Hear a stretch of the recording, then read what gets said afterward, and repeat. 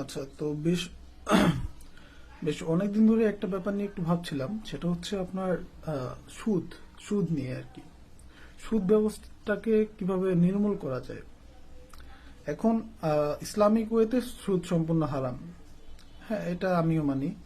কিন্তু আমার আবার এটাও মনে হয় যে আচ্ছা, যদি সুদ ব্যাপারটা নাই থাকে, তাইলে কেউ যে টাকা ধার নিতেছে, এই যে টাকার একটা অবমূল্যায়ন হচ্ছে, হ্যাঁ, বা টাকার দাম দিন দিন কমে যাচ্ছে। আজকে আপনি 100 টাকা দা যা কিনতে পারবেন, 1 বছর পর সেটা কিনতে পারবেন না। তো সেই ক্ষেত্রে তো আপনার যখন টাকা আপনি ফেরত নেবেন, যে যাকে ধার দিয়েছেন তার থেকে অবশ্যই কিছু টাকা বাড়ায় নেওয়া উচিত। নাইলে তো আপনার সেই টাকার মূল্যটা রইলো না, মানে এটা আমার মনে হয় আর কি মাঝে মধ্যে। তো এই মনে হওয়া থেকে আমি বাস্তবে একটা উদাহরণ দিই। একদিন কি হয়েছে, আমার আমাদের দোকানে হালখাতা হয়। তো হালখাতার সময় কি হয়, যে সাবেক যত টাকা আছে সেই টাকা তারা কিছুটা ক্লিয়ার করে টাকা দিয়ে যায় কিছু আর কি। আর তাদেরকে দাওয়াত করা হয় এই ব্যাপারে। এটা অনেক আগের ট্রেডিশন, হ্যাঁ। তো একদিন একজন একটা স্লিপ নিয়ে আসলো। স্লিপটা 2009 সালের, 2009 না 2006 বা 2005 সালের, 2005 বা 2006 সালের, রাইট। আর তো এখন প্রায় 15-20 বছর হয়ে গেছে, তারপরে উনি সেই স্লিপ নিয়ে আসছে। স্লিপটা এখনো ভালো আছে, এটা দেখে ভালো লাগছে। সেই স্লিপে লেখা আছে যে 1 বস্তা সারের দাম 500 টাকা এরকম। তো উনি সেই 500 টাকা ব্যাগ দিতে আসছে। তো খুব ভালো।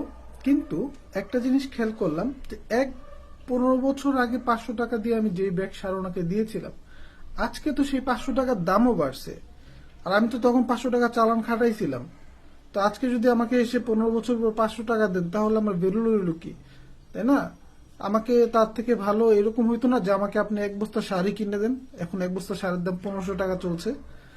তো সেই চিন্তা থেকে আমার মাথায় আসলো যে কেন না আমরা একটা সিস্টেম করি, যে আমরা কাউকে টাকা ধার দিব না। আমরা একটা স্পেশাল কারেন্সি ধার দিব, এই সারের বস্তার মতো, যে আমি তোমাকে 5 বস্তা সার ধার দিলাম, তুমি যত বছর পরে ফিরিয়ে দাও আমাকে 5 বস্তা সারই ফিরিয়ে দিও। হ্যাঁ, তাহলে কি হবে? তাহলে সারের দাম যত দিন দিন তো বাড়বে, এটা কমে না। তো আপনার মনে করেন আজকে আপনি নিয়েছেন 1 বস্তা সার, পরবর্তীতে দেখা গেলো 5 বছর পর আপনি টাকা দিলেন, আপনি আমাকে ওই 1 বস্তা সারের দামই দিলেন। মাঝখানে আমার আর কোনো লস হইলো না, কেন বস্তার দাম দিন দিন বাড়ছে, আমার টাকার ভ্যালু দিন দিন কমেছিল, সেই হিসেবে আমি আমি একটু বেশি টাকা পাচ্ছি আর কি। এটা এটা গেল। তো এই সিস্টেমটা যদি করতে পারি আমরা ব্যাংকিং ক্ষেত্রে, যে বাংলাদেশ ব্যাংক যদি অন্যান্য ব্যাংকদেরকে ঋণ দেয়, বা অন্যান্য ব্যাংক যদি মানুষকে ঋণ দেয়, তখন তারা আসলে ঋণ হিসেবে টাকা দিবে না, তারা একটা স্পেশাল কারেন্সি দিবে। সেই কারেন্সিটার ভ্যালু পুরো মার্কেট জাজ করে, আপনার জায়গা জমির দাম কিরকম বাড়তেছে, স্বর্ণের দাম কেমন বাড়তেছে, লাইফ স্টাইলের খরচ কিরকম বাড়তেছে, এই সব কিছু মেনটেন করে তারা ওই জিনিসটার মূল্য নির্ধারণ করবে। ধরেন একটা স্পেশাল কারেন্সি যার মূল্য 1 ইউনিটের দাম 100 টাকা। তো আপনি কোনো একটা ব্যক্তিকে, মানে ব্যাংক থেকে সে 1000 এরকম 1 ইউনিট কিনলো, ঠিক আছে, 1000 ইউনিট কিনলো। তো 1000 ইউনিট কিনলে সে 1 লাখ টাকা দিয়ে কিনলো।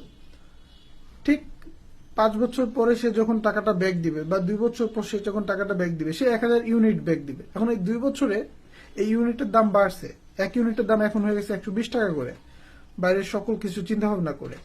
তো এখন কিন্তু সে 1,20,000 টাকা ফেরত দেবে। তাহলে এতে ব্যাংকেরও কোনো লস হলো না, ব্যাংক বরঞ্চ যে টাকাটা দিয়েছিল তার একটা ভালো রিটার্ন পেলো আর কি।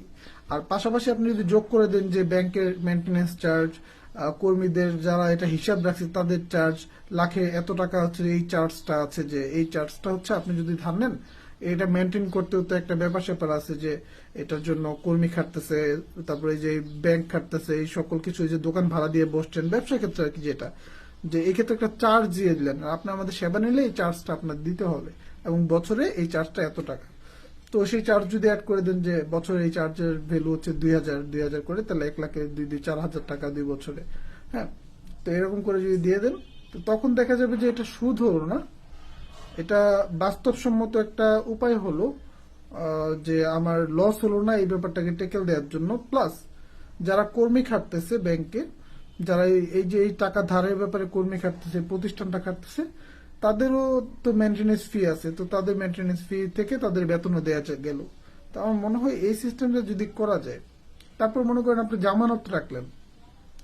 আপনি জামানতের ক্ষেত্রে হচ্ছে আপনি জামানতের বিভিন্ন স্টাইলে জামানত রাখলেন। যেমন আপনি যদি মনে করেন 10 লাখ টাকা জামানত রাখলেন, হ্যাঁ 10 লাখ টাকা রাখবেন আপনি, 10 লাখ টাকা প্রতি মাসে মাসে জমা দিয়ে, তাহলে আপনি জমির হিসাবে জামানত রাখলেন, তাইলে কি হবে, জামানত না মানে সরি ডিপোজিট করলেন, জমির হিসাবে ডিপোজিট 10 লাখ টাকা বা তার ঊর্ধ্বে, এতে কি হলো, এতে হলো মনে করেন জমির হিসাবে রাখলে জমির দাম যত যত বাড়বে আস্তে আস্তে আপনাকে যতদিন পরে আপনি টাকাটা নেন আপনাকে সেই হিসেবে সকল জমির পার্সপেক্টিভে একটা জাজ করে আপনার টাকাটা আপনাকে বৃদ্ধি করে বাড়ায় দেওয়া হবে।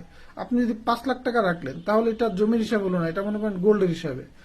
গোল্ডের দাম যেরকম যেরকম বাড়বে সেটা এরকম, আপনি যদি আরো ক্ষুদ্র এরকম ডিপোজিট করেন তাহলে অন্য একটা আরেকটা হিসাবে সেই স্কেলে বাড়া শুরু করলো, ঠিক আছে। তো এরকম করে যদি সিস্টেম করা যায় তাহলে আলটিমেটলি কেউই লস হয় না, বা এখানে আমার মনে হয় উইন উইন একটা সিচুয়েশন রাইজ করে আর কি। তো জানি না এটা কতটা কার্যকর, জাস্ট একটা ধারণা আর কি মাথায় আসলো। ধন্যবাদ।